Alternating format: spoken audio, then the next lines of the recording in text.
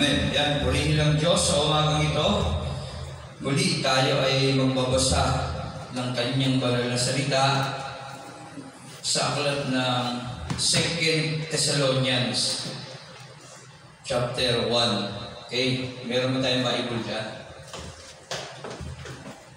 Sige tayo magbasa ng banal na kasulatan. Pero basahin muna natin yung panimula sa aklat ng 2 Thessalonians.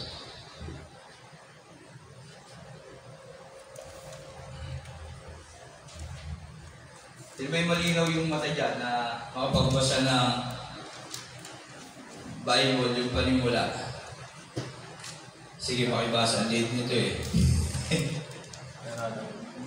Makibasa yung panimula.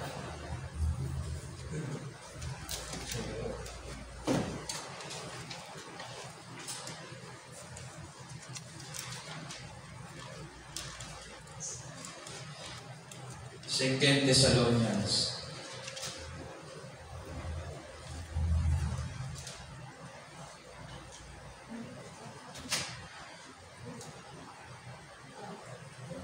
Sige, ako na lang. Medyo malinaw naman to. Okay. Yun, sige. Second Thessalonica, mga taga-Thessalonica. Sabi rito, panimula, patuloy ang pagkalito ng mga kapatid sa Thessalonica tungkol sa pagbabalik ni Kristo. Sa ikalawang sulat ni Pablo sa mga taga-Thessalonica, tinalakay niya ang maling akala na nakabalik na ang Panginoon. Ipinapaliwanag niya na hindi magaganap ang pagbabalik ni Kristo hanggang hindi lumilitaw ang tinatawag na suwail. Aabot sa dulan ng kasamaan sa ilalim ng pamumuno ng suwail na ito. Nasasalungat kay Kristo. Binibigyan din dito ang apostol na dapat silang manatiling matatag sa pananampalataya sa kabila ng mga kaguluhan at kahirapang. Dapat manatiling matatag ang pananampalataya sa kabila ng mga kaguluhan at kahirapan. Dapat silang magtrabaho para sa kanilang ikabubuhay gaya ng ginawa niya at ng kanyang mga kasamahan at iba. Dapat din silang matyaga sa paggawa ng mabuti. Amen. Tayo manalangin. Lord, salamat po sa umagang ito, sa buhay at kalakasan ang pinagkaloob mo sa amin. At ngayon po, Panginoon, sa aming pagbabasa, pagbabayan mo po kami. Ikaw ang may taas, Panginoon, sa lahat ng pagkakataon. Kalooban mo mong tupad at higit sa lahat ng aming mapapakinggan, Panginoon, ay magawa namin sa aming mga buhay habang naghihintay sa muling mong pagbabalik. Panginoon, mangyari na ang iyong kalooban, pagpalain mo mga taong naririto, maging sa loob at labas ng church na ito. Muli, salamat at ikaw may taas ng parangalan sa pangalan ni Jesus. Amen. Amen. Palakpakan natin ang Diyos. Yan, purihin ang ating Panginoong Jesus. Salamat sa Panginoon. Amen. Yan. Yung 2 Thessalonians, yan. Sabi doon, patuloy ang pagkalito ng mga kapatid sa Thessalonica tungkol sa pagbabalik ni Kristo. Nalilito sila sa pagbabalik ng ating Panginoong Jesus. Yan. Sa ikalawang sulat ni Pablo sa mga taga-Thessalonica, tinalakay niya ang maling akala na nakabalik na ang Panginoon. May nagsasabi nun na nakabalik na ang Panginoon. Ipiniliwanag niya na hindi magaganap ang pagbabalik ni Kristo hanggat hindi lumilitaw ang suwail na ito na sasalungat kay Kristo. Sabi sabihin, hindi babalik si Jesus kapag hindi lumitaw yung suwail na ito na sasalungat, na gagawa na salungat. Ibig sabihin, kukontra sa mga gawain ni Kristo. Pinibigyan din ito ng apostol na dapat silang manatiling matatag sa pananampalataya sa kabila ng mga kaguluhan at kahirapan. Dapat silang magtrabaho para sa kanilang kabubuhay gaya ng ginawa niya at ng kanyang mga kasamahan. At dapat din silang magtiyaga sa paggawa ng mabuti. Yan, dapat maging matatag daw yung mga Kristiyano sa Thessalonica habang naghihintay sa pagdating ni Jesus ulit. At dapat yung mga lingkod na panahon na yon, sabi doon, naghahanap buhay. Kasi yung iba roon, umaasa lang sa iglesia. Kaya dapat tayo naghahanap buhay sa ating paglilingkod din sa Diyos. Yan, gumagawa tayo, hindi, sabagay, sa church naman natin, wala namang ganun. Hindi naman tayo yung pinoprovide yung church yung pangangailangan talaga natin kasi maliit lang yung iglesia natin. Pero ganun pa ba, dapat talaga tayo gumawa ng mga hakbang na galing sa ating mga pawis upang sa ating mga sipag para makapaglingkod sa Diyos. Yan, makatulong, makipag-participate sa pangangailangan ng church natin. Yun yung kaya tayo na yung trabaho para gamitin sa iglesia, sa paglingkod natin sa Diyos. Dapat din sila magtiyaga sa paggawa ng mabuti. Hindi lang sa pisikal, dapat sa paggawa ng mga mabuti. Yan, mga bagay na may kaugnayan sa pag-ibig sa ating kapwa. Yan yun. Kaya sabi dito, 2 Thessalonians chapter 1, verses 1 to 12. Kung kaya natin, hanggang 3 lang naman ito talakayin na natin. Yan. Mula kina Pablo, Silas at Timoteo.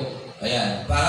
Mula galing kay Pablo, Silas at Timoteo para sa iglesia sa Thessalonica, sa mga hinirang ng Diyos Ama at Panginoong Jesucristo. Yan. Ito'y sulat para sa mga hinirang sa mga Kristiyano sa Thessalonica. Sumainyo nawa ang pagpapala at ng kapayapaang mula sa ating Diyos Ama at sa Panginoong Jesucristo. Ang pabagat, ang paghuhukom. 3. 1 Thessalonians 1, chapter 1, verse 3. Mga kapatid, tama lamang na kami laging magpasalamat sa Diyos dahil sa inyo, sapagkat patuloy na tumatatag ang inyong pananampalataya kay Kristo at lalong nagiging maalam ang inyong pagmamahalan sa isa't isa. So, ibig sabihin, Thessalonica, okay yung iglesia nila doon at ginagawa nila yung mga bagay na dapat nilang gawin, yung pagmamahalan sa isa't isa. Pinagmamalaki namin kayo sa lahat ng mga kaalim ng iglesia ng Diyos dahil sa inyong pagtitiisin. Magtitiisin sila sa Thessalonica at yun yung pinagmamalaki sila nila Pablo, Silas at Timoteo sa ibang mga iglesia. Dahil, ayun, sila ay talagang punong-puno ng pananampalataya sa gitna ng mga pag-uusig at mga kahirapang dinadanas ninyo. Okay. Ibig sabihin, kahit inuusig sila ng mga tao kasi nung panahon, yung mga Christian inuusig talaga dahil sa pagsunod kay Jesus. Okay? At dahil doon, hindi nila iniisip na yon. Ang mahalaga sa kanila ay naglilingkod sila sa Diyos. Hindi lang yung pagtitiis sa kahirapan. Kasi kapag inuusig ka, siyempre naapektuhan dyan yung hanap buhay mo. Paano kang makakapaghanap buhay ng maayos kung meron sa iyo naghahanap? May umuusig sa iyo. Amen? Kaya naapektuhan yan ang kahirapang dinaranas ninyo. Yan. Ang lahat ng ito'y nagpapatunay na makatanungan ang paghatol ng Diyos at ginagawa niya kayong karapat-dapat sa kanyang kaharian na siyang dahilan ng inyong pagtitiis. Ibig sabihin, yung mga bagay na yon, yung pagtitiis nila, yung kahirapan, yung pag-uusig, yan, lahat ng bagay na yon na talaga yung nagpapakita na training nila para maging karapat-dapat sila sa kaharian ng Diyos. Ganun din sa atin ngayon. Kaya tayo mga Christians o believers, huwag tayong malulungkot. Kung kailan ako naging Christian, tsaka ako nahirapan, kaya ako hindi nakapag-aral. Ako ay nabigo. Ako ay nahihirapan. Dapat maging masaya tayo kasi training yon. Sabi, ang lahat ng ito'y nagpapatunay na makatarungan ng paghatol ng Diyos. At tandaan natin, pinapaalala nitong verse 5 na lahat ito alam ng Diyos. At ginagawa niya kayo at inuhubog tayo ng Diyos. Karapat-dapat sa kanyang kaharian na siyang dahilan ng inyong pagtitiis. Na maging karapat-dapat. Kasi hindi biro yung kaharian ng Diyos. Hindi basta-basta pwede pumasok doon nang wala kang malang napagdaan ng mga pagsubok. Okay? Parang ano yan paligsahan. Kapag gusto mong manalo, mag-training ka dyan ng matindi. At hindi basta, halimbawa, kumuha ka ng pagiging criminology. Hindi mo makukuha yung pagiging criminology mo kung hindi ka mag-train ng mahigpit. Kasi susuong ka sa mga bagay na kakaiba Kaya yung pag-trainingan mo yan, kakaiba din. Kaya hindi mo yung nakagisnan, ikaw ay isinilang iba. Kaya ganoon din yun sa buhay pananampalataya. Lalo na sa buhay na walang hanggan, higit na dakila. Amen po ba? Hindi tayo pwede basta pumasok ng ganun-ganun lang doon na wala tayong pagdadaanan o hindi tayo karapat-dapat. Gagawin ng Diyos ang nararapat, tiyak na pahihirapan. Yan. Gagawin ng Diyos ang nararapat, tiyak na pahirapan niya ang mga nagpapahirap sa inyo. Yun ang problema doon. Kaya kawawa yung mga nagiging dahilan ng ating ikinahihirap. Kasi sa totoo lang, yung diablo ang nagpapahirap sa atin. Gagawa yan ng paraan para tayo mahirapan at hinihintulot naman ng Diyos yun para tayo subukin sa ating pananampalataya. At ang problema doon, sabi rito, gagawin ng Diyos ang nararapat. Ibig sabihin, kung ano kasi itinanim natin, yun ang aanihin. Kaya gagawin ng Diyos yung mga bagay na karapat-dapat mangyari sa atin. Kung tayo namuhay ng tapat, para rangalan tayo ng Diyos. Kung namuhay tayo ng pagtitiis, para rangalan tayo ng Diyos. Kung namuhay tayo sa lumat sa Diyos, yun ang problema. Tiyak na pahirapan niya ang mga nagpapahirap sa inyo. Yan yung problema. Sa panahon natin ngayon, ano ba yung mga bagay na nagpapahirap sa atin? At sino ba yung mga humahadlang na yun? Ngayon, problema ko minsan, kaya nga kawawa yung mga may-ari ng mga kumpanya na nagbibigay ng trabaho paglinggo, sa totoo lang, sa panahon ng paghukom. Sa totoo lang, kung naiintindihan natin yung salita ng Diyos, kawawa sila, lalo na yung mga kagaya ng mga school na namamahala dyan na may pasok paglinggo, pagka-Sunday, araw ng Panginoon, kawawa yun. Pagdating ng panahon na yun, kawawa yung mga may-ari ng sabungan. Tama? Kasi sila yung mga dahilan bakit nahuhumaling yung mga tao palayo sa Diyos, yung mga may mall, may mga ari ng mall na bukas paglinggo. Kaya lang, imposible magsara yung mall paglinggo no? Imposible Kaya, yun yung nakasulat Gagawin ng Diyos ang nararapat, iyang napahirapan niya ang mga nagpapahirap sa inyo. Bakit ka wala hirapan? Kasi gusto ko pumasok kasi may pasok sa school pag Sunday. Kasi gusto ko magtrabaho kasi tatanggalin ako ng amo ko kapag hindi ako pumasok, katakot-takot na sermon, mura, abutin ko Tama? Kaya yun yung isang bagay lang na explanation, mga literal na bagay na explanation sa bagay. Pero marami pang iba. Okay? Gagawin ng Diyos ang nararapat, tiyak na pahirapan niya ang mga nagpapahirap sa inyo. Sino pa? Yung mga taong umuusig sa atin. Yung hirap na hirap tayong makagawa ng paglilingkod sa Diyos dahil sa kanila, nagiging sagabal sa church. Kawawa yung pagdating ng panahon. Kaya dapat natin gawin sa kanila.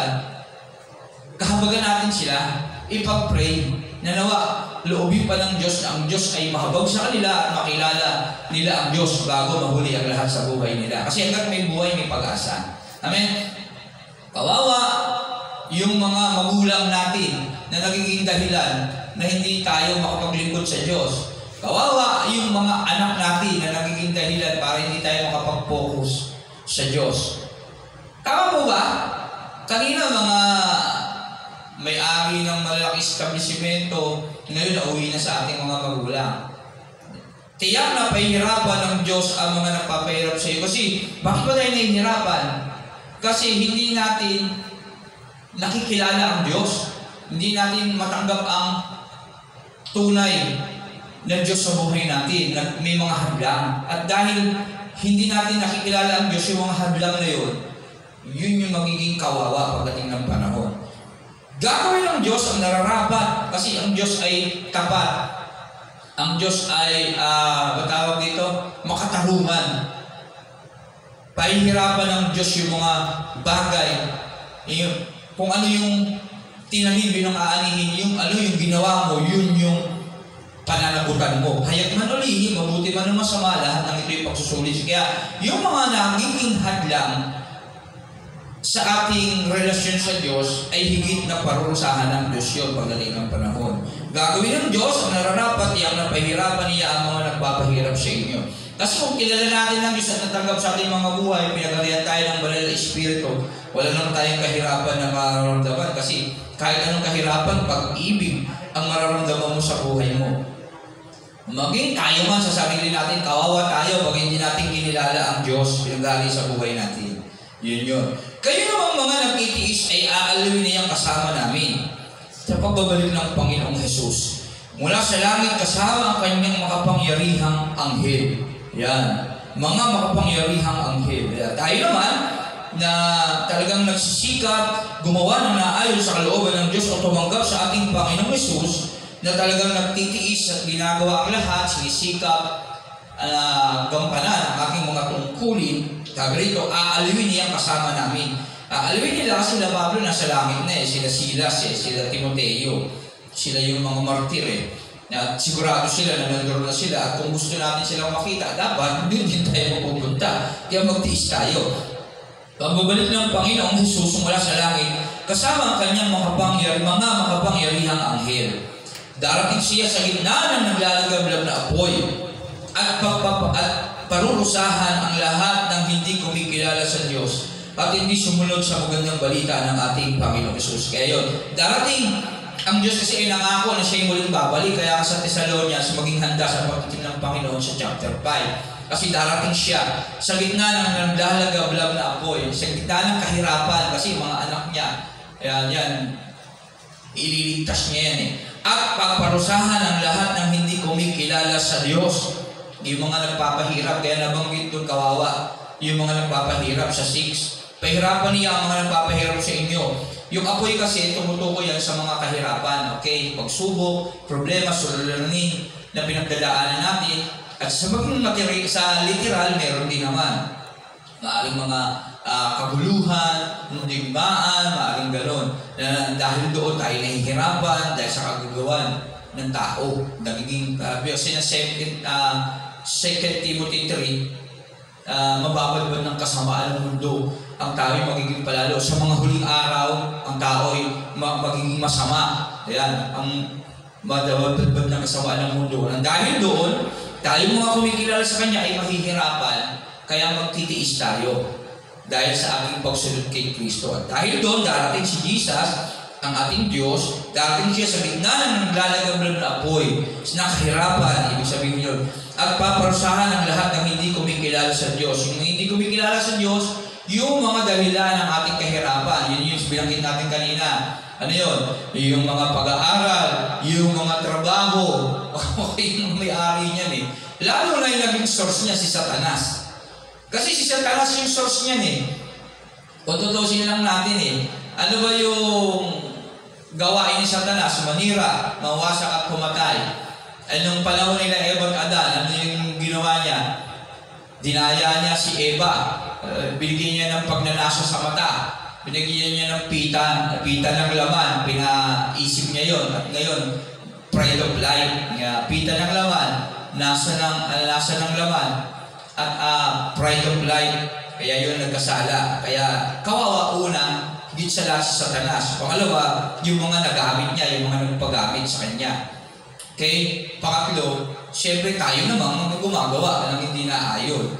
Yun ang problema. Kaya, salamat sa Panginoon kasi may mga ganitong gawain, may Sunday pa rin, may araw pa rin ng pagpapahinga, kaya may pagkakataon tayo higit na malaman pa ang mga bagay-bagay patungkol sa Diyos para maging handa tayo sa muli niyang pagbabalik.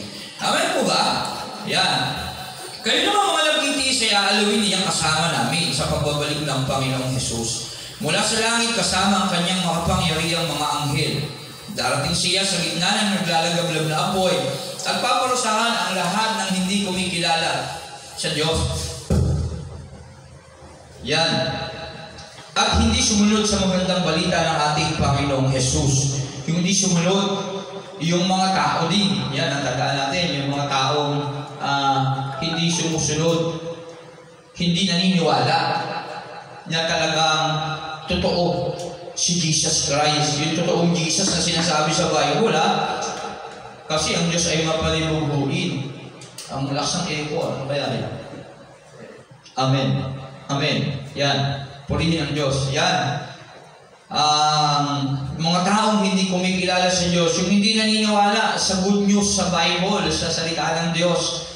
Kasi wala naman tayong ibang source na makikilala ang Diyos, kundi yung banal na kasulatan na dapat natin talagang basahin, paggulay-gulayan. Huwag tayong tumulad sa ating mga nakagisngang mga tradisyon na yung paniniwala walang pinangkuha ng basihan. Tama po ba? Sino rito yung dating paniniwala nila na mahal nila sa magulang nila? Lahat tayo naman, di ba? Lahat naman sa totoo lang eh. Pero ako kasi nung namulat, Christian eh. Parang namulat na ako sa pagiging Christian eh. Kasi nung namulat na ako, may isip na ako, may church na sa bahay namin. Pero yung magulang ko, talagang sila eh, may tradisyon sila. Kaya ngayon nanay ko, pag kinikwentuhan ako, yung mga paniniwala nila, panahon ng hapon, tinanong ko din, saan nila na, yun? Kasi madalas kami kwentuhan ng nanay ko, sa tingin nyo, saan nyo na, yung mga ganyan? Kasi minsan may pamaliin siya sinasabi. Sa tingin nyo, saan ba ninyo nabasa yan? Wala, sabi lang ng nanay ko, tsaka ng lolo ko. Wala naman talaga. Wala silang ebidensya. Kasi lagi kami nagpipwentuhan ng nanay ko bago siya mamatay eh. Wala. Yun yung tinuro sa amin ng lolo ko ng nanay ko. Yun lang ang kwento niya. Pero wala talaga silang pinpoint na talagang pinanggalingan ng katuruan nila. Pero sa aking pag-aaral naman, nung ako'y high school, elementary, ituro din yan. Hindi, paniniwala natin mga Pilipino pala, yung mga tradisyon, ay galing sa mga dayuhan na sumakop sa atin. Dahil matitigas yung mga ulo ng mga bata pa, yung tumutukoy sa ating mga lolo't lola, tinatakot sila ng mga dayuhan na sumakop sa kanila. Ay, huwag kang pupunta dyan, may nuno sa punso dyan. Doon nagmula yun. Huwag kang pupunta dyan, may maligno dyan. Kaya yun, yung mga tradisyon. Huwag kang kakain yan. Yung panakot sa kanila dahil sila'y matitigas ang ulo. Sa pag-aaral. Kaya lang, ang problema, ang hirap kasi, sa isang bata na itanim mo yung ganong paniniwala, hanggang pagtanda niya, dadali niya yun at ipapasa niya pa yun sa kanyang salinlahi, kagaya sa atin. Pero salamat sa Panginoon kasi pagmulat ko ng kaisipan, Christian na kami. Sa Bible na talaga na merong direksyon, na merong ebidensya, na nakuha yung paniniwala ko. Kaya hindi ako basta-basta naniniwala sa sa mga pamahiin, sa mga walang pruweba, walang ebidensya. Kasi mahirap pag naniniwala ka sa isang bagay na wala ka namang pinangahawakang pruweba. Kaya kung maniniwala ka sa isang bagay na dadalhin mo sa buhay mo, dapat meron kang ebidensya, maging wais ka. Kaya isang paghahanda yun sa pagdating ng Panginoon. Lalo na kapag kaluluwa ang nakataya, ang kaligtasan ng ating kaluluwa, dapat siguraduhin mong tama yung pinaniniwalaan, yung meron kang ebidensya na pinanghahawakan, hindi yung gawa-gawa lang at tinuturo lang ng tao. Dapat yung talagang galing sa Diyos. At walang iba yun, kundi yung banal na kasulatan. Kasi ang banal na kasulatan ay kinasihan ng Diyos. Isinulat ng mga taong nasa ilalim ng kapangyarihan ng banal na Espiritu. Ilang tao ang nagbuwis ng buhay. Maisalin lang to sa wika natin, sa wika ng mga tao na higit na maiintindihan. At kung pag-aaralan natin yung mga taong nagsalin nito, talagang grabe yung kanilang pagsubok na dinaraanan. Kasi hindi naman sila ang nasunod nun, kundi yung kapangyarihan ng banal na Espiritu. Amen po ba? Kaya siliksikin natin ang banal na kasulatan at sa ating paniwalaan natin yung higit na may katibayan upang di tayo magkamali pagdating ng araw. Ulitin ko lang, mahirap yung kaluluwa natin ang mapapahamak, wala nang katapusan niyon. Amen? Yan, darating siya sa gitna ng naglalagablab na apoy at paparusahan ang lahat ng hindi kumikilala sa Diyos. Pero yung lahat ng hindi kumikilala sa Diyos, lahat na nagpapahirap sa atin, nagiging hadlang upang hindi iswalan ang katotohanan, papahirapan ng Diyos. Ano yun? Yung mga umuusig sa atin. Kala Pablo, yung mga Pariseo ng panahon, kung hindi sila nagbalik loob sa Diyos, kawawa talaga sila. Ngayon, nasa hangganan na sila nandun na sila ngayon sa dako nila At tayo naman, yung mga ngayon, yung nabubuhay ngayon, yung mga nagpapahirap sa atin na hindi natin makilala ang Diyos, nagiging hadlang. Yung nagpapahirap, yung mga nagiging hadlang para hindi natin makamtan yung kasiyahan natin. Ano ba kayong kasiyahan natin? Yung Diyos, si Jesus. Yung mga nagiging dahilan para hindi natin makilala at hindi tayo lumalim sa salita ng Diyos. Kawawa yun. Ano yun? Maaring mga magulang natin, maaring mga anak natin, maaring mga trabaho, maaring mga bagay na kinahumalingan natin na nagiging source nun, yung mga source nun. Ang parusa sa kanila ay walang hanggang kapahamakan, duruin mo yun. Yung parusa sa kanila, yung walang hanggang kapahamakan, mahihiwalay sila sa Panginoon. Ibig sabihin, hindi nila makakasama si Jesus. At iyon yung pinakamadilim na mangyayari sa atin, yung hindi natin makasama si Jesus. Kasi si Jesus yung buhay na walang hanggan eh. Yung kaligayahang walang hanggan si Jesus. Matthew, 1 John 5:20. Sige, pakibasa. 1 John 5:20. Sige, Brother Neron, ikaw na lang magbasa. Para may ginagawa kayo na antok kayo. Dito ka sa harap. Para mawala yung ano mo. Nilamig mo, panlalamig. Nilalamig siya eh. Nasa tapat siya ng aircon eh. Yan. Laksa mo yung ano. Ayun na may 1 John 5:20. Ayan. Good morning, T-Rex. 1 John 5:20. 1 John chapter 5 verse 20. At nalalaman natin na balito na ang anak ng Diyos at binigyan niya tayo ng pangunawa upang makilala natin ang tunay na Diyos. At tayo ay nasa tunay na Diyos sa kanyang anak na si Jesucristo. Siya ang tunay na Diyos at buhay na walang hanggan. Amen. Si Jesus Christ, ang anak ng Diyos. Siya ang buhay na walang hanggan. Ang sabi rin, darating siya sa gitna ng naglalagablab na apoy, yung anak na yon. Paparusahan ang lahat ng hindi kumikilala sa Diyos. Yung hindi kumikilala sa Diyos, yung umuusig sa mga kumikilala sa Diyos, ha? Umuusig sa atin. Yung mga nagiging dahilan na hindi natin makilala ng higit ang Diyos. Ano yun? Yung mga may-ari ng mga mall, yung mga may-ari ng mga eskwelahan na kapag araw ng pagsamba, nagiging dahilan yung mga trabaho, yung mga kumpanya na yan, yung mga may-ari ng mga sabungan, ng mga gambling, yung mga bisyo, na nagiging dahilan para hindi tayo maging matuwid sa harap ng Diyos. Ano ba? Yung pinaka-source nun, si Satanas. Kasama ni Satanas kasi nakatakdala si Satanas doon eh. Ang problema, hanap damay siya, dumadamay naman tayo. Bakit? Kasi walang naghahanap sa Diyos. Walang matuwid, wala kahit isa. Bakit walang matuwid? Roma 3:11, wala kasing naghahanap sa Diyos. Amen? Kaya yun. Ang parusa nila, ano naman yung parusa? 2 Thessalonians 1:9, ang parusa nila sa kanila ay walang hanggang kapahamakan. Ano ibig sabihin ng walang hanggang kapahamakan? Impyerno. Anong ibig sabihin ng impyerno? Hiwalay sa Panginoon. Ang impyerno, ito yung lugar kung saan hiwalay sa Diyos. Kasi, ang buhay na walang hanggan, kapiling ang Diyos. Kaya nga sabi doon, sa 1 John 5:20, si Kristo, ang tunay na Diyos at buhay na walang hanggan. Kasi si Kristo ang buhay na walang hanggan. Walang kabuluhan ng langit kapag wala rin si Kristo. Amen po ba? Sino ba yung pinapangarap mo sa langit? Si Kristo ang makapiling siya, ang nag-iisa at tunay na Diyos. Tama? Si Kristo yun. Sabi doon, 1 John 3:17 ba yun? Pakibasa ulit, Brother Neron, 1 John 3:17. Kung di ako nagkakamali, nawa, tama.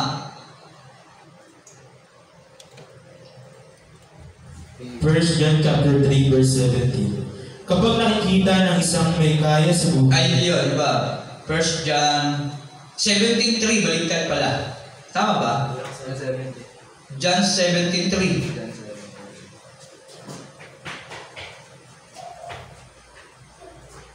John chapter 17 verse 3. Ito ang buhay na walang hanggan.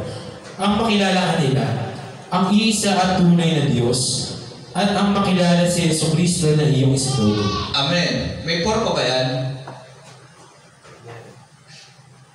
Sige. Inihayag ko sa lupa ang iyong karangalan. Natapos ko na pinapagawa mo sa akin. Okay na yun. John 17:3. Yan, ang tanda natin. Ito ang buhay na walang hanggan. Ang makilala kanila, ang iisa at tunay ng Diyos at ang makilala si Jesucristo na iyong isinugo. John 10:30. John chapter 10 verse 30. Ako at ang Ama ay Isa. Okay? John 17:3, ang buhay na walang hanggan ay makilala ang Ama na makapangyarihan sa lahat, si Jesus Christ na kanyang isinugo. Ang sabi ni John 10:30, bakit? Kasi si Kristo at ang Ama ay iisa. Amen? Ayan, dapat nating malaman. Kaya, ang buhay na walang hanggan si Jesus Christ. At walang kabuluhan ng langit kung wala doon si Kristo. Nagiging makabuluhan lang ang langit dahil nandun si Kristo. Amen? Napaghaharian ng Diyos pagdating natin doon, tayo yun. Amen po ba? Nawa, naintindihan natin ito. Ayan, balik tayo sa 2 Thessalonians 1. Ang parusa sa kanila ay walang hanggan.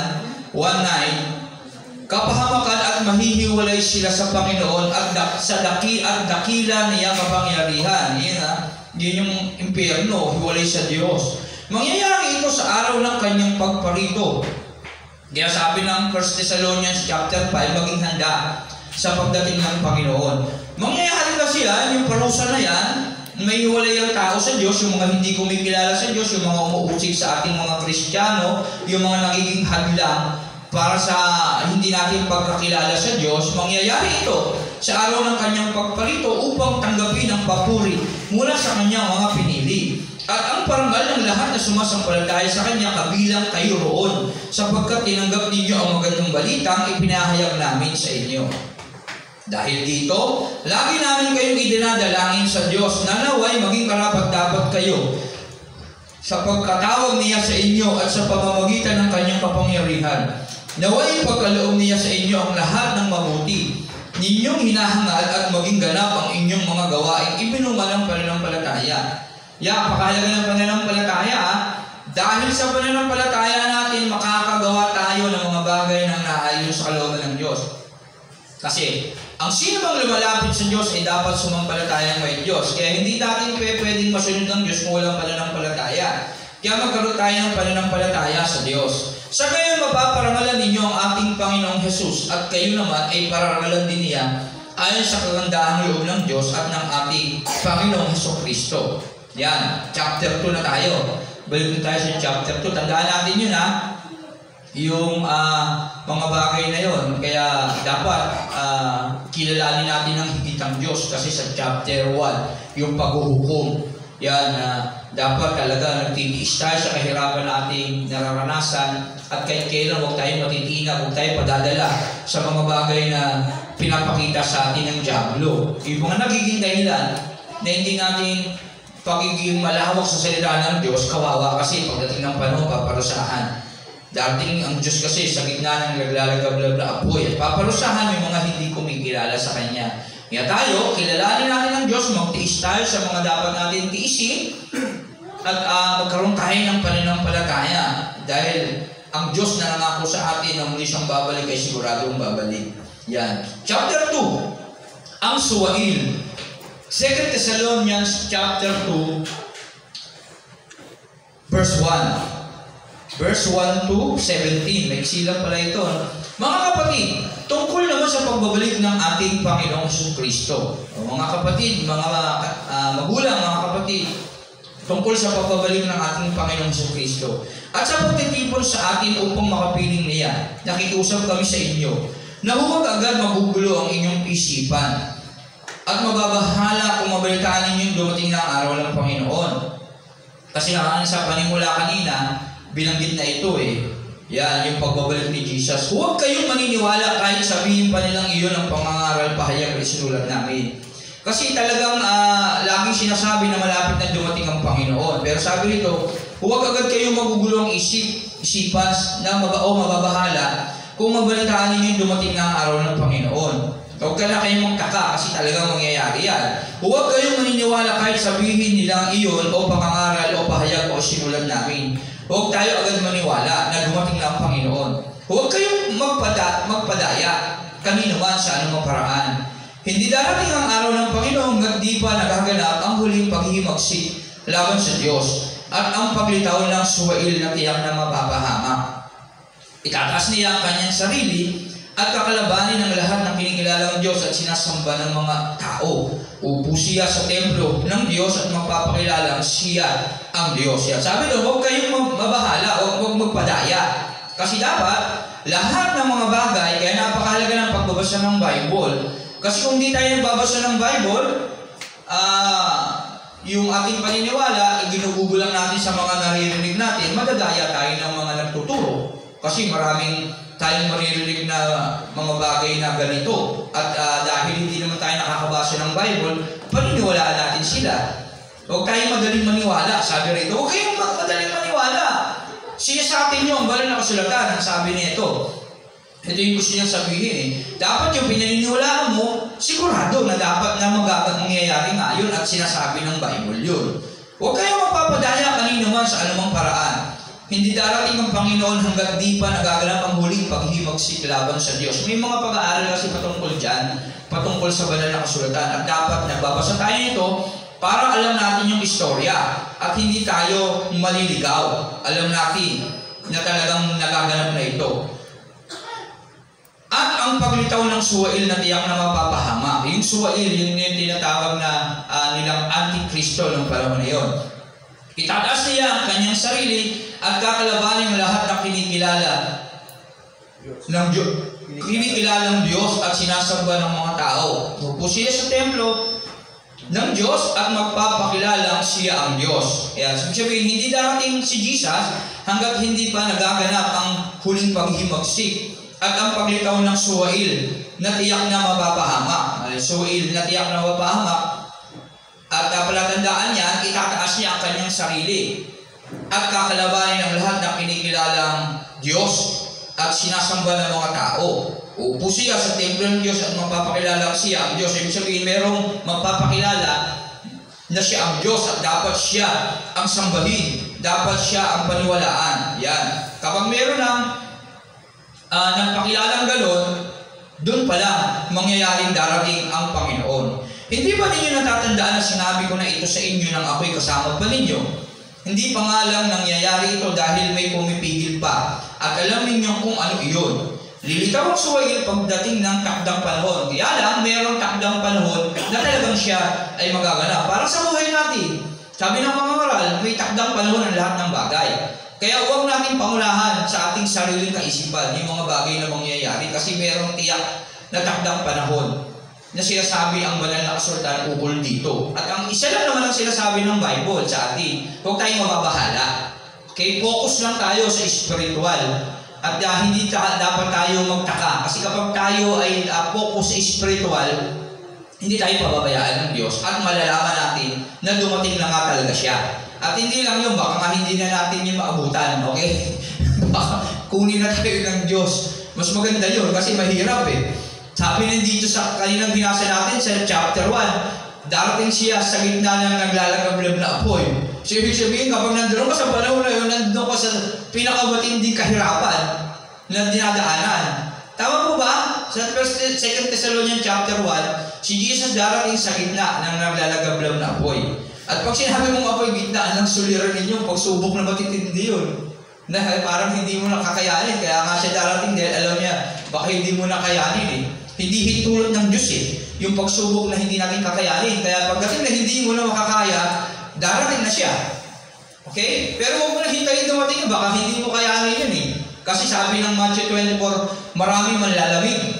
Kaya iiwan nila ang kanilang pananampalataya. Kaya hanggat may panahon pa, sikapin natin maging mature sa salita ng Diyos, sa spiritual. Tama po ba? Kaya huwag natin madanas yun. Kaya nawa, hindi na talaga natin mapagdaanan yung mga bagay na yun. Hindi ba ninyo natatandaan na sinabi ko na ito sa inyo nang ako'y kasama pa ninyo? Hindi pa nga lang nangyayari ito dahil may pumipigil pa. At alam na ninyo kung ano iyon. Lilitaw ang suwail pagdating ng takdang panahon.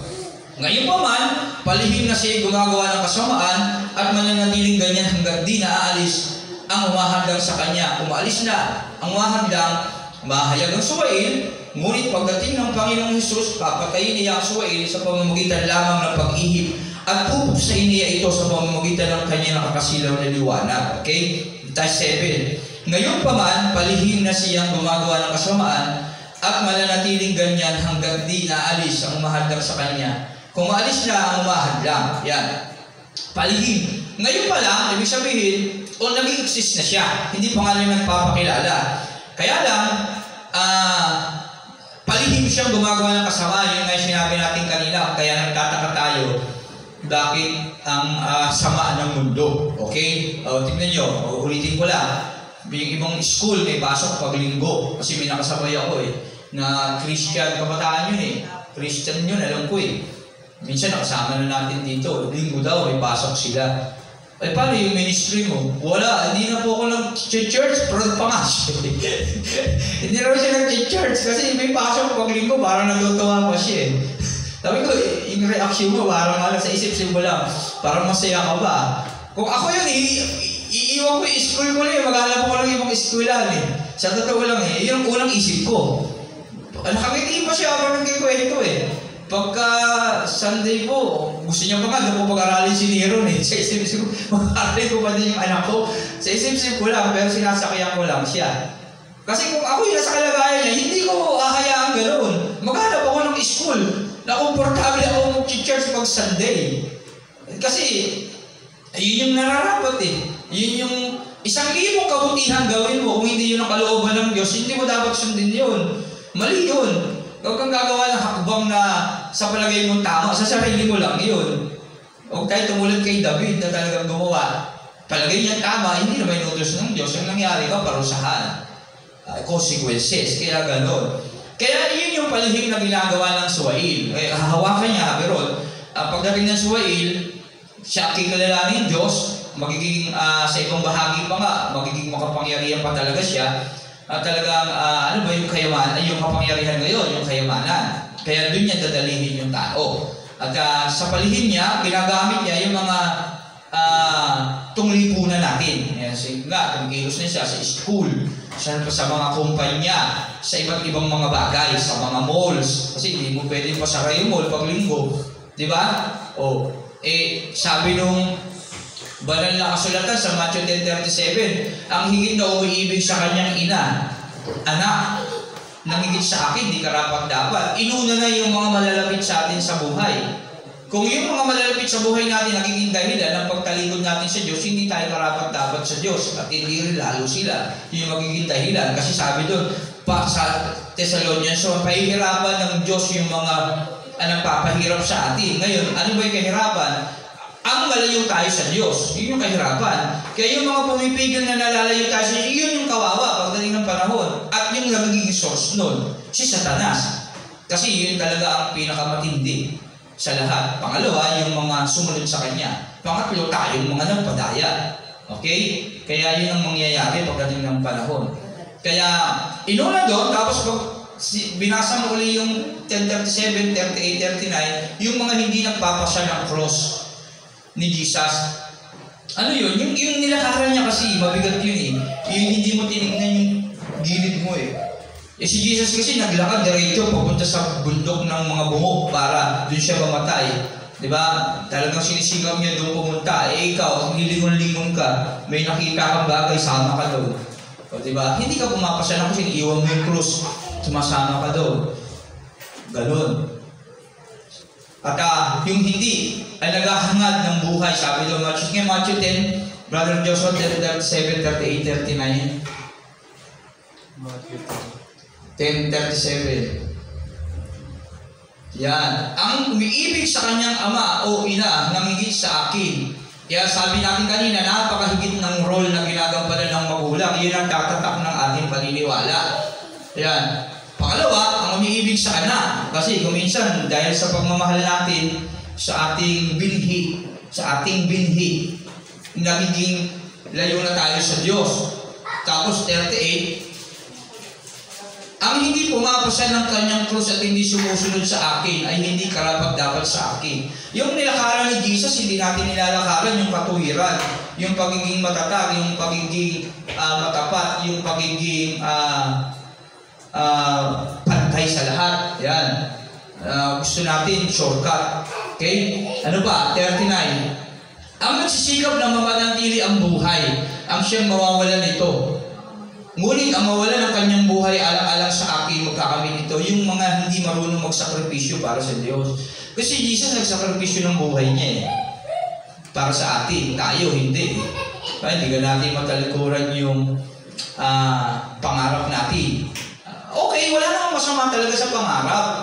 Lahat yan ay mabuti at kaloob ng Diyos. Kaya lang, kung sila yung magiging dahilan para tayo yung mapalayo at hindi magawa yung tungkulin natin sa Diyos, mali yun. Hindi ko sinasabing masama yung hanap buhay, hindi ganon. Maganda yan. Kaya lang lahat yung gamitin natin para sa Diyos. Amen? Kasi Diyos lang ang nagbigay niyan eh. Okay? Diyos lang ang nagbigay niyan sa atin. Kaya hindi dapat yan maging focus. Hindi yan yung maging attention natin. Dapat, enjoy natin yan na pinaglilingkuran ng Diyos. Amen? Tingnan nyo, ulitin ko lang yung salitang well done. My good and faithful servant. Ano yung pagkakaintindi natin doon? Kanina, tinalakay natin yun. Ano yung sabihin ng well done? Nagawa mo na. Tama ba sa Tagalog? Nagawa mo na. Meron kang ginawa na kung bakit ka sinabihan ng gano'n ng Diyos. Kasi meron tayong utos na dapat gawin sa Diyos. Yung Diyos ay Diyos ng kautusan. Well done, my good, mabuti. Mabuti kasi, ibig sabihin ng mabuti, sumusunod sa Diyos. My good and faithful at tapat. Paano tayo naging tapat? Hindi man tayo tapat eh. Bakit tayo naging tapat? Bakit tayo naging matuwid sa Diyos? Sa paniniwala natin sa Kanya, sa pananampalataya. Yan. Dahil sa pananampalataya natin, natuto tayong sumunod, kaya tayo nakagawa. Kaya well done, my good and faithful servant. At maririnig natin yun. Kasi meron siyang ibinigay sa ating tagubilin na nandito tayo. Yun yung hindi natin nagagawa. Kasi wala na tayong interest na alamin yun. Bali wala na yan. Kasi alam na natin, naniniwala tayo kay Jesus. Pero maraming naniniwala kay Jesus, hindi nagmamahal sa Kanya. Tama po ba? Maraming tao, kahit tanungin mo yung mga tao, kilala mo ba si Jesus? Mahal mo ba siya? Oo. Ang tanong doon, totoong bang mahal mo siya? Kasi meron kang dapat gawin kapag kamahal mo siya. If you love me, you must obey my commandments. Okay? Meron ka dapat patunayan. At yun yun. Ang nagsisikap, mapanatili ang kanyang buhay, ang siyang mawawalan nito. Kasi yun nagiging dahilan yung pride of life. Kaya hindi natin magawa. At dahil doon, kawawa. Yun nagiging source ng pride mo na yan. Kung ikaw yan, ikaw yan. Kung yung nanay mo yan, dahil pangarap ng nanay mo, gusto mo ito pa rin pangarap niya, yung tatay mo, kung pangarap mo sa anak mo yan, kawawa sila. Tama po ba? Kasi paparusahan niya yung mga nagpapahirap sa inyo.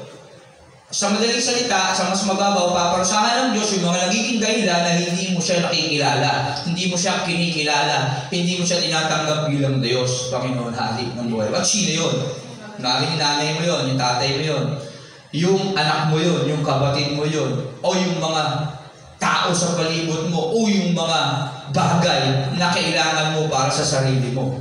Ayan, pag-aaral, yung kumpanya mo, o yung mga kinuhumalingan ng mga tao, mga may-ari ng mga bagay na yun, yun yung mga higit na parusahan ng Diyos. Pero lahat na yun mabuti. Kaya lang, yung mga mabuti na yun, huwag nawang magamit para tayo malayo sa Diyos. Dapat, yun gamitin natin para sa paglilingkod natin sa Diyos.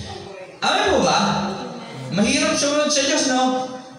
Mahirap eh. Sa totoo lang, ang hirap sumunod, pero wala tayong magagawa eh. Ayun talaga eh. Anong dapat natin gawin? Yung banal na espiritu, kailangan natin para masunod natin yun. Amen? Sige, balik na tayo sa 2 Thessalonians chapter 2. Sa Suwail. Yung Suwail, ito yung tinatawag na Antikristo. Na bago kasi, sabi sa Thessalonians, yung maling paniniwala, sabi nila kasi dumating yung Panginoon. Hindi pa dumarating. Sabi ni Pablo, hindi kasi darating yun, kahit hindi lumilitaw yung Suwail, natiyak na mapapahamak siya, yung maghahari na magpapanggap na Diyos. Sabi yun. At ngayon pa man, palihim na siyang gumagawa ng kasamaan. Bakit? Tignan nyo yung nangyari sa atin. Marami ng tao di naniniwala sa Diyos. Yun nga, sa buhay natin, simple lang. Pero akala natin, tama pa yung ginagawa natin. Hindi natin alam, mali na pala. Sa ating mga trabaho, sa ating mga pag-aaral, sa ating mga pangarap sa buhay, sa ating mga anak. Ayan, mali na yung pagmamahal natin sa ating mga anak. Na-spoil na natin sila sa totoo lang. Mali na yun. Dapat turuan natin sila, umpisa pa lang, ng bagay na dapat nilang malaman. Dali natin sa church, yan, mga bata na yan, ay alam natin sila dyan, kahit magulo. Mag-isip lang tayo ng mga bagay na dapat natin gawin para maipakita natin na ginagalang natin ng Diyos at seryoso tayo sa ating pananampalataya. Kasi pag nasa church tayo, dapat nakapokus ka. Okay, lahat ng bagay na dapat nating malaman. Kaya nga pumunta ng church para may matutunan Ngayon, kung pumunta kang church, wala ka natutunan, ano yun? Para saan pa ba't pumunta kang church? Tama? Dapat nakapokus ka sa bagay na puntirya mo. Ganun yun. Pero kung focus ka na pumunta kang church, si Austin. Na-focus ka na dyan, punta kang church, parang alagaan lang si Austin. Hindi tama, mali yun. Tama ba? Ayaw mo lang siya dyan, basta ikaw mag-focus ka, makinig.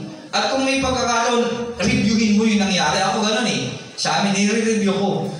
Mukhang yung anak ko, parang hindi ako nakapag-focus doon. Ano kaya pwede kong gawin para next time makapag-focus ako? Okay? Pwede kong gawin yun. Gawa ka ng paraan. Ang Diyos alam yun. At least, nakikita ng Diyos, wow, well done. May good and faithful servant. Tandaan natin yun sa lahat ng pagkakataon umiiral yun. Medyo ginugulo ka ng katabi ko. Medyo palakwento ito. Anong dapat kong gawin para hindi siya ma-open? Magtitimpla ako ng kape kumwari muna. Tapos ihiwalay na ako ng upuan. Tama! Well done, may good. Well done, may good and faithful servant. Kasi ang focus mo, kailangan may makarinig ako ng word of God para pag-uwi ko may bahagi ako sa nanay at tatay ko, sa kaibigan ko man lang. Di ba? Natutulog yung cellphone mo. Sa pangalan ni Jesus, malobat ka.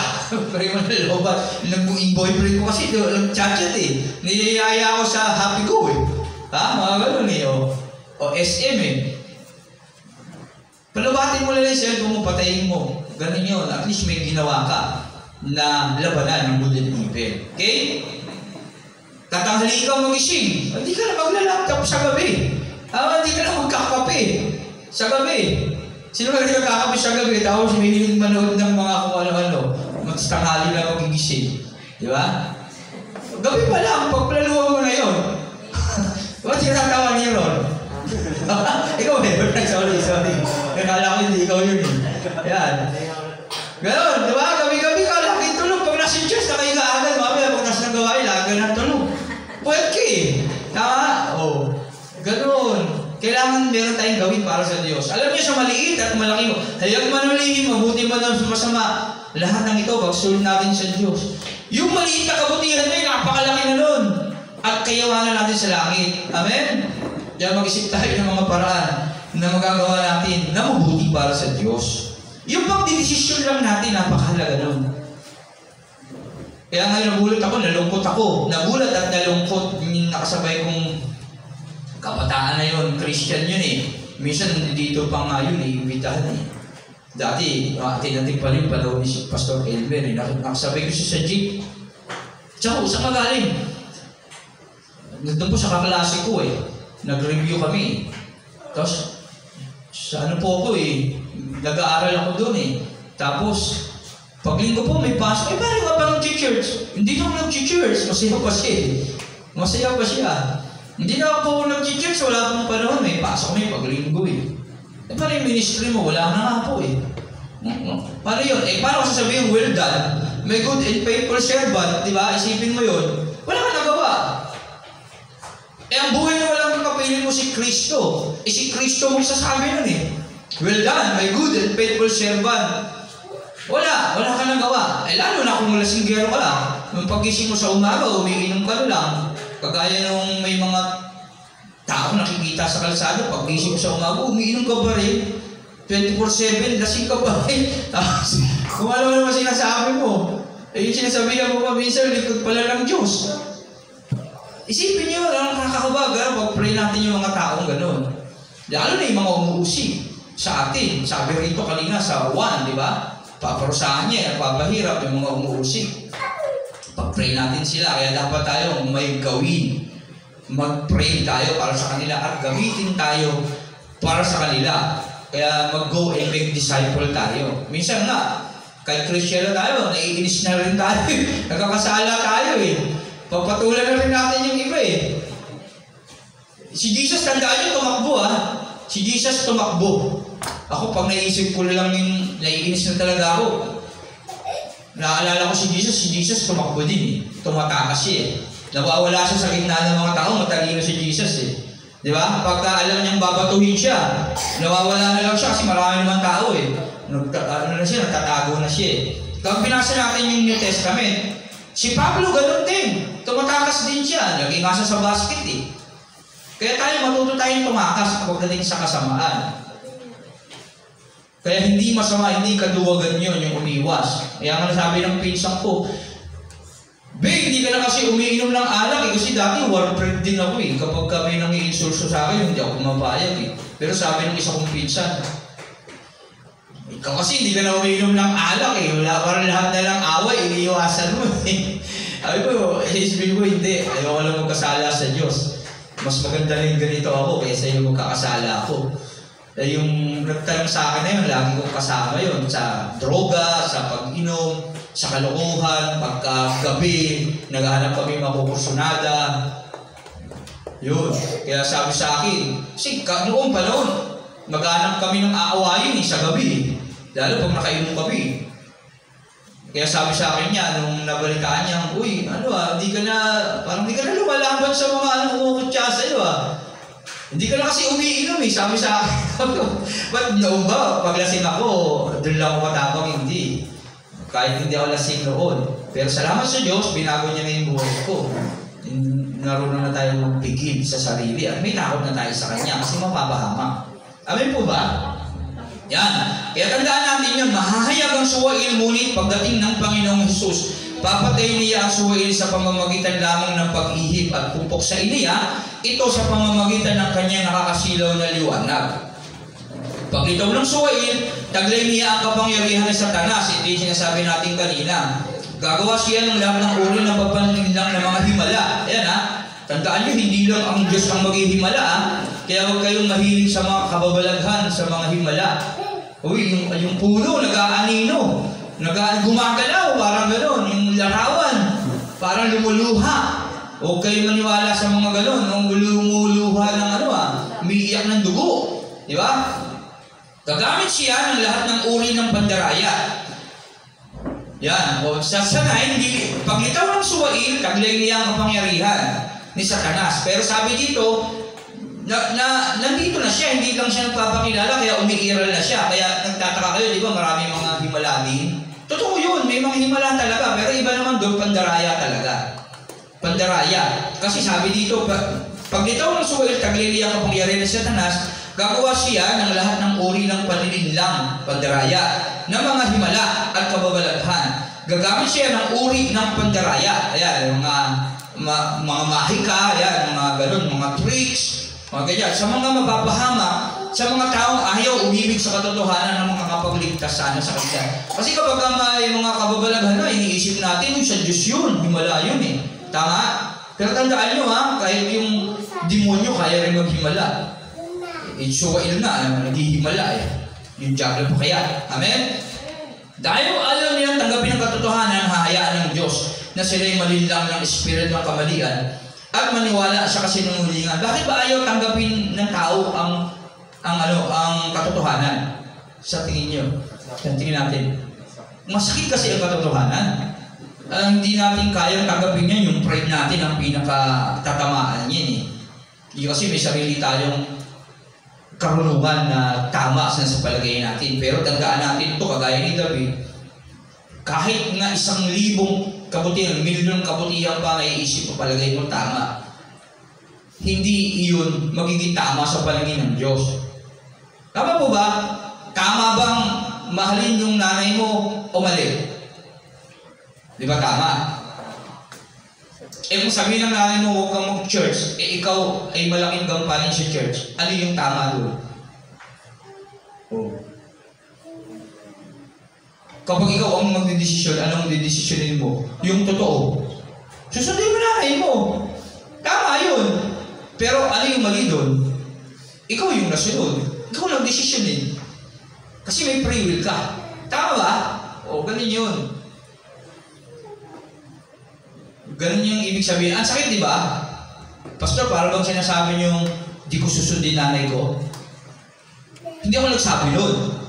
Yung Diyos nagsabi nun. Kasi yun yung sinasabi ng Bible.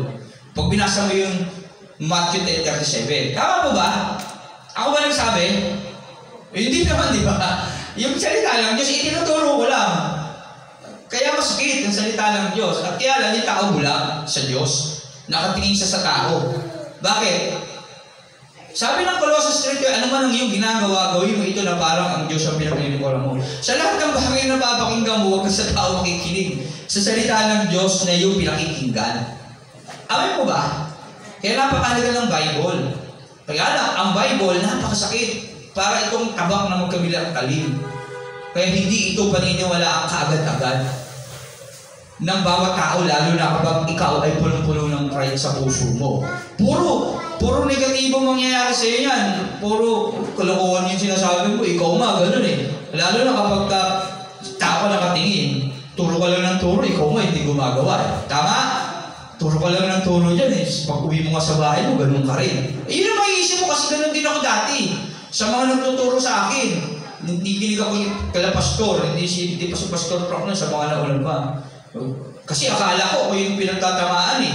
Kasi lahat ng sinasabi niya, ako eh. Hindi naman kami magkakilala eh. Ilang araw pa lang siya dumating eh. Turo ka lang ng turo, pero kaya sa buhay mo, ganagano ko siya sa isip-isip ko.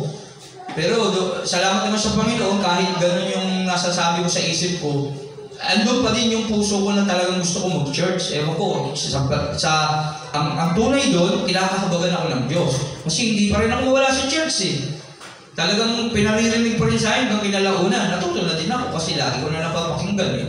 At natanggap ko na din, natuto na rin ako magbasa ng Bible, kaya nakikindihan ko na din. Kaya yun. Dahil ayaw nilang tanggapin ang katotohanan kasi masakit ang katotohanan eh. Yung sabihin lang yung mali mong paniniwala, simula ka ng bata ka pa eh. Ang hirap ng tanggapin nun eh. Tama ba? Yung sabihin lang na ikaw simula ng pagkabata mo, mali na yung paniniwala mo. Ang sakit nun ha, pag sinabihan kang ganun. Kaya, hindi mo natatanggapin basta-basta yun. Hahayaan ng Diyos na sila'y mali lang. At kapag ikaw naman hindi mo tinanggap yun, isipin mong maigi, kaya pag hindi mo natanggap sa sarili mo yung katotohanan na sinabi sa'yo, hindi mo natanggap na tama yun, na sa palagay mong tama naman, sinasabi naman ng Bible, at hindi mo lang matanggap sa sarili mo, hinayaan ka na ng Diyos doon. Ayun ang totoo. Hinayaan ka na ng Diyos. Hahayaan ng Diyos na sila'y mali lang. O ibig sabihin, hinahayaan ka na ng Diyos kasi matigas ang ulo mo, bahala ka na. Hinahayaan. Kaya sabi ng Roma, ang tao, imbis na sambahin ang lumikha, ang sinamba ng tao yung nilikha ng kanilang mga kamay. At dahil doon, nandilim ang kanilang mga hangal na pag-iisip, hinayaan na sila ng Diyos sa kanilang maling paniniwala. Kaya yun, may mga hinahayaan na. Kasi matigas ang ulo mo eh. Ayaw mong gamitin sa tama yung free will mo eh. Paulit-ulit nga nagpapadala ang Diyos sa'yo ng mga lingkod niya para maniwala ka. Ikaw lang talaga, ayaw mo, tinitigasan mo yung puso mo. O meron nakatakda na para sa'yo. Kapag sumunod ka, meron din naman nakatakda na mangyayari para sa'yo. Yan. Diyos na sila yung malinlang at ng espiritu ng kamalian at maniwala sa kasinungalingan. Sa gayon, mapaparusahan ang lahat ng pumili sa kasamaan sa halip na tumanggap sa katotohanan. Paparusahan yung mga pumili sa kasamaan, yung mga hindi pumili sa katotohanan. Amen? Kaya yun lang yung problema. Kapag hindi mo tinanggap yung katotohanan kasi masakit yun, paparusahan ka nga lang. Wala lang problema mo kahit piliin mo yung hindi totoo. Kaya lang, ang pagsisisi na sa huli. Yun yung problema doon. Yan, sa halip na tumanggap sa katotohanan. Kaya, 13, mga kapatid na minamahal ng Panginoon, dapat kaming magpasalamat palagi sa Diyos. Dahil sa inyo, kabilang kayo sa mga unang pinili niya upang pagkalooban ng kaligtasan sa pamamagitan ng Espiritu Santo at ng inyong pananalig sa katotohanan. Tinawag kayo ng Diyos sa pamamagitan ng magandang balita na ipinahayag namin sa inyo upang makasama kayo sa kaluwalhatian ng ating Panginoong Kristo. Kaya nga, mga kapatid, magpakatatag kayo sa mga katotohanan itinuturo. Kaya ngayong katotohanan na ating nalalaman na itinuturo natin sa atin ngayon, panghawakan na natin. At isipin natin yung mabuti, dahil dapat naman natin sundin yun naman sa inyo, batay sa sinasabi at sinulat namin. Alawin nawa kayo ng ating Panginoong Jesucristo at ng ating Diyos Ama na umiibig sa atin at dahil sa kanyang kagandahang loob ay nagbigay sa atin ng hindi magbagagong lakas ng loob at matibay na pag-asa. Bigyan nawa kayo ng matatag na kalooban upang maipahayag ninyo at maisagawa ang lahat ng mabuti. Yan. Purihin ng Panginoon sa pagkabasa sa kanyang banal na salita sa 2 Thessalonians 2. Okay? Tuloy na natin sa 3. Basahin na lang natin. Ipanalangin ninyo kami.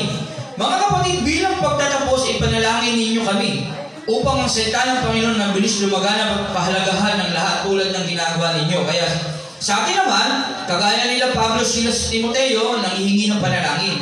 Kayong mga tagapakinig, tayo mga miyembro, ipanalangin natin yung mga nangangaral ng salita ng Diyos para panalangin na maging makapangyarihan yung salita ng Diyos sa kanila.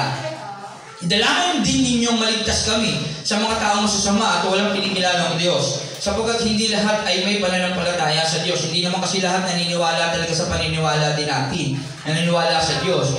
Kaya panalangin natin maging ligtas yung mga lingkod ng Diyos, isupply yung lahat ng pangangailangan nila, nang sa ganon, mas bigit nilang magawa ang kanilang mga tungkulin, maging makapangyarihan yung kanilang mga pangangaral. Ngunit dapat ang Panginoon siya ang magpapatatag at mag-iingat sa inyo laban sa masama. Dahil sa Panginoon, malaki ang aming pagtitiwala na sinusunod ninyo at patuloy na susundin ang mga itinuturo namin sa inyo. Patnubayan nawa kayo ng Panginoon upang lalo ninyong maunawaan na kayo ay mahal ng Diyos. At si Kristo ang nagpapatatag sa inyo. Mga kapatid, iniutos namin sa inyo sa pangalan ng Panginoong Jesucristo na layuan ninyo ang sino mong kapatid na tamad at ayaw sumunod sa mga itinuturo namin sa inyo. May mga kapatid ba tayo tamad na ayaw trabaho sa Panginoon? Well, lalayuan daw natin. Tama po ba? Lalayuan. Kasi baka maging-tamad tayo. Kaya tayo maging masipag para lahat masipag. Nakakatamad naman talaga kapag may tamad eh. Tama? Alam mo yung dati kapag wala si Pastor, hindi na ako umaatid eh. Tapos may kapatiran na kasunod ko. Ano, nandiyan ba si Pastor? Wala, uwi na nga ako, uwi na rin ako. Nakakahawa naman talaga eh. Ganun talaga. Pero, wala, hindi ako may sabi nun yung Bible Pero siyempre, alam naman ninyo na dapat ninyong tularan ang aming ginawa. Kasi na Pablo, Silas, Timoteo, naging masipag sila. Hindi kami naging tamad nang kami kasama pa ninyo. Alam nila. Kaya dapat tayo maging huwaran tayo mga Christians sa bawat isa sa atin. Pakita natin yung kasipagan. Yung mga tungkulin natin, dapat natin gawin para makita na i-encourage sila. Okay? Kaya sa tingin yung tayo lang natitira, ilan lang tayo rito sa church, gawin natin yung mga higit na nararapat para ma-encourage yung mga tao. Halimbawa, sa church na ito, pag Sunday, 8:30 yung gawain. 8:30 yung gawain, di ba? Pakita natin lahat tayo sama-sama, tumutupad 8:30 yung gawain para pag mga tao dyan, nakapaspil doon 8:30, wow! Di wow, yung mga miyembro, last name na, magte-10 na. Di ba? Mahawa sila, imbis na maniniwala sa atin, yung ba yung katotohanan, sasabihin sa atin doon di ba? Sabi dito yung katotohanan, masakit sa Thessalonians 2, di ba, yung katotohanan, masakit talaga. Pero, gano'n talaga. Dapat talaga gano'n Wala tayong magagawa. Pasensya na kayo, yun talaga yung nakasulat dito. Hindi ko pwede laktawan, magiging bulaan ako Mga kapatid, inutos namin sa inyo ng pangalan ng Panginoong Jesucristo na layuan ninyo ang sino mong kapatid na tamad. Ayaw sumuod sa mga tinuturo namin sa inyo. Pag-pray natin sila, ay ba naman kasi yung sinasabi dito kung pag-aaralan natin sa Thessalonica. Pero ganun pa man, sa lahat ng pagkakataon ito umiiral, kasama na din yun. Okay? Alam naman ninyo na dapat ninyong tularan ang aming ginawa. Pero ang totoo niya, sa Diyos naman kasi, ang Diyos ay malawak. Sa Old Testament, ganito ang sinasabi sa Old Testament sa aklat ng Bilang. Meron yung tuntunin sa mga Israelita sa disyerto, sa mga lupain na nasakop na binigay ng Diyos, ganito.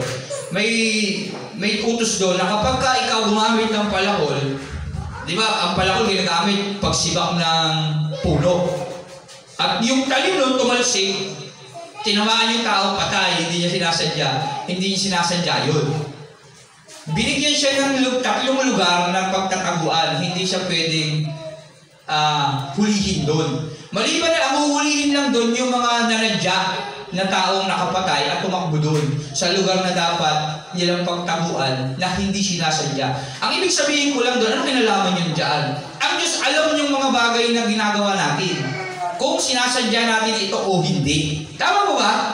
Kaya yung mga bagay na nagagawa natin sa church, personal niyo yun sa Panginoon, nalalaman niyo yun. Alam nila yung mga kadalahilanan niyo.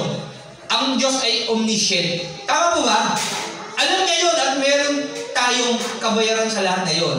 Pero ang Diyos ay tapat at makatarungan at mabuti mahabagin. Kaya yun lang yung gusto kong sabihin sa atin. Yun naman yung dahilan nyo, kung ano man yung antas ng pananampalataya ninyo natin, kung ganito lang yung ginagawa natin, alam ng Diyos ang lahat. Okay? At tayo lang bahala managot sa Diyos kung ano man yung dapat natin panagutan. Tama ba? Kasi ang layo di ba? Pinento ko lang sa Aklat ng Bilang, Deuteronomy, kung di ako nagkakamali. Pag pumalakol sila, nagsisibak, tumalsik, hindi naman nila sinasadya yun. Sa sobrang tagal na ng palakol, tinamaan yung tao sa ulo, patay. Hindi sinasadya. O, hindi niya kasalanan. Bagamat kasalanan niya, pwede siyang tumakas. Binigyan siyang pahintulot magtago. At hindi siya pwedeng patayin ng mga kamag-anak. Maghihiganti yun eh. Tama? Uy, hindi na patayin ng asawa ko. Patayin din yun. Papatayin din siya dun eh. Diba? Kaya pwede siyang tumakbo doon. Hindi siya pwedeng patayin, hulihin. Okay? Maliban na lang kapag sinadya mo, pag tumakbo ka doon, hahanapin ka at babatuhin ka hanggang sa mamatay. Sa Deuteronomy Bilang, pag binasa niyo yung mga tuntunin doon, mababasa niyo. Kaya magbasa tayo ng Bible para maintindihan natin yung buhay-buhay natin. Nakarelate talaga tayo doon. Amen po ba? Naintindihan niyo ba? Kasi ang layo, di ba?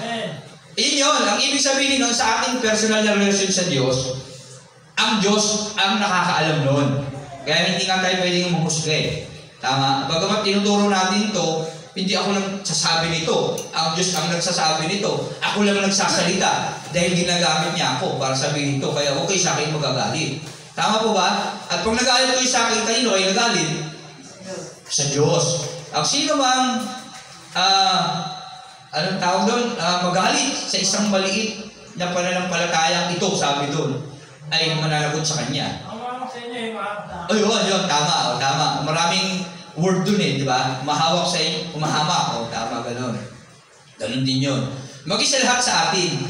Kaya ingatan natin yun. Amen? Kaya yun.